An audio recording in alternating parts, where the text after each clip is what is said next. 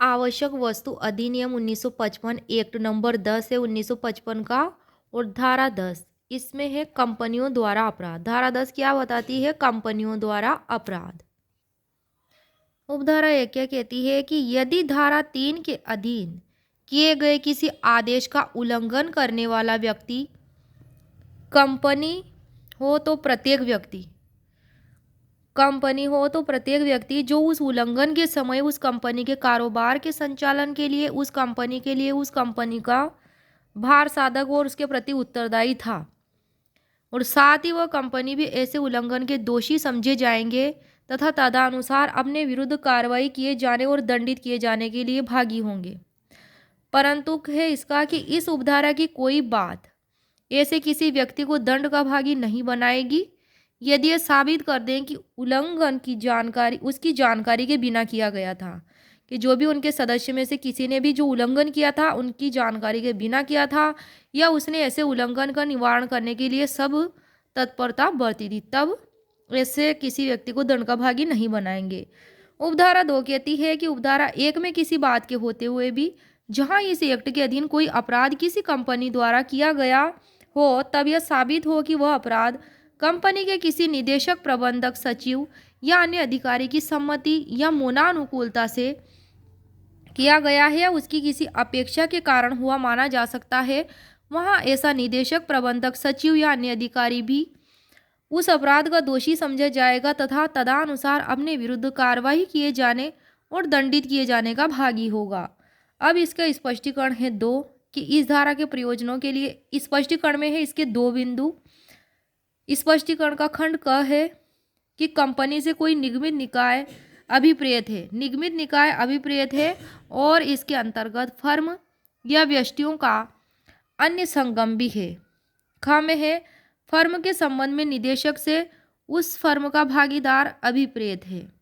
अब आ जाते हैं धारा 10 क पर। धारा 10 क में है अपराधों का संज्ञेय और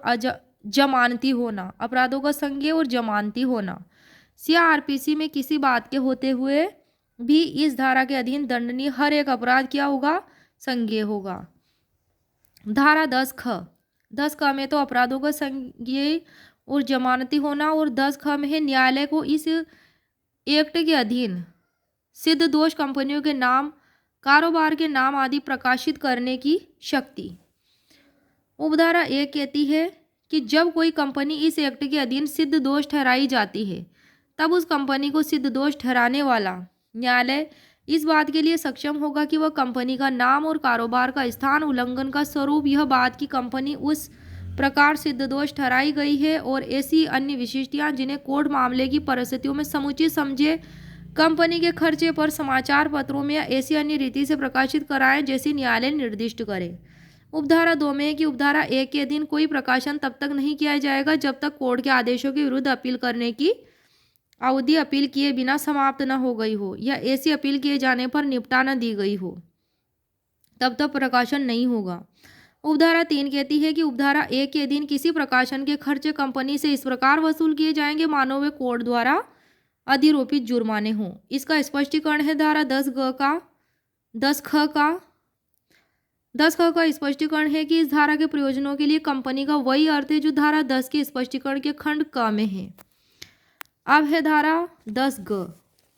ग में है आपराधिक मना स्थिति की अवधारणा। उपधारा 1 कहती है कि इस एक्ट के अधीन किसी ऐसे अपराध के अभियोजन में जिसमें अभियुक्त की आपराधिक मरना स्थिति होनी अपेक्षित है,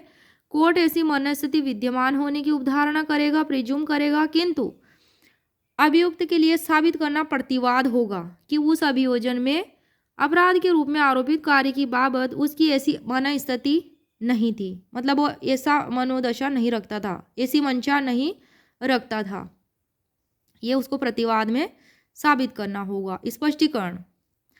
इस धारा में आपराधिक मनस्थिति के अंतर्गत है आशय, मंतव्य, किसी तथ्य की जानकारी और किसी तथ्य पर विश्वास या विश्वास करने का कारण है। उपधारा 2 क्या कहती है? धारा 10 ग की कि इस धारा के प्रयोजन के लिए कोई तथ्य तभी साबित हुआ कहा जाता है कि जब कोर्ट को विश्वास है कि उसका विद्यमान होना युक्तियुक्त रूप से संदेह के परे है, ना कि जब उसका विद्यमान होना केवल अत्यधिक संभावनाओं से सिद्ध होता है,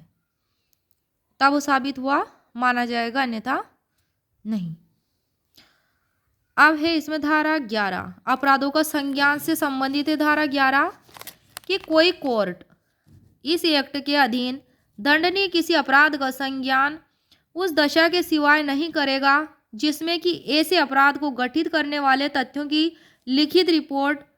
ऐसे व्यक्ति द्वारा की गई हो जो आईपीसी की सेक्शन 21 में यथा परिभाषित लोक सेवक है, या फिर कोई व्यथित व्यक्ति या कोई मान्यता प्राप्त उपभोक्ता संगम है, चाहे ऐसा व्यक्ति उस संगम का सदस्य है या नहीं है। धारा 11 का स्पष्टीकरण देखते हैं कि इस धारा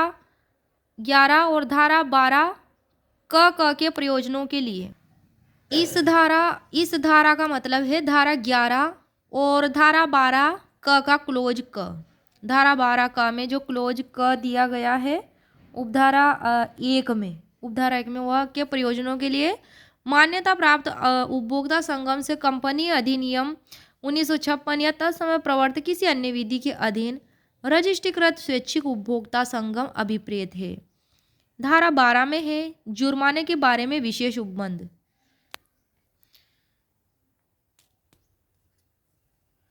तो जुर्माने के बारे में विशेष उपबंध से संबंधित धारा 12 है कि सीआरपीसी 1973 की धारा जो 29 है उसमें किसी बात के होते हुए भी धारा 3 के अधीन किए गए आदेश के उल्लंघन के लिए सिद्ध दोष किसी व्यक्ति के बारे में 5,000 रुपये से अधिक जुर्माने का दंडादेश पारित करना किसी महानगर मजिस्ट्रेट या किसी प्रथम वर्ग न्यायिक मजिस्ट्रेट के लिए जो इस निमित्त राज्य सरकार द्वारा विशेष रूप से सशक्त किया गया हो विधि सम्मत होगा। किसके द्वारा? महानगर मजिस्ट्रेट या फिर किसी प्रथम वर्ग न्यायिक मजिस्ट्रेट के लिए होगा विधि सम्मत, जो इस निमित्त राज्य सरकार द्वारा विशेष रूप से सशक्त किया गया है, एम्पावर किया गया है।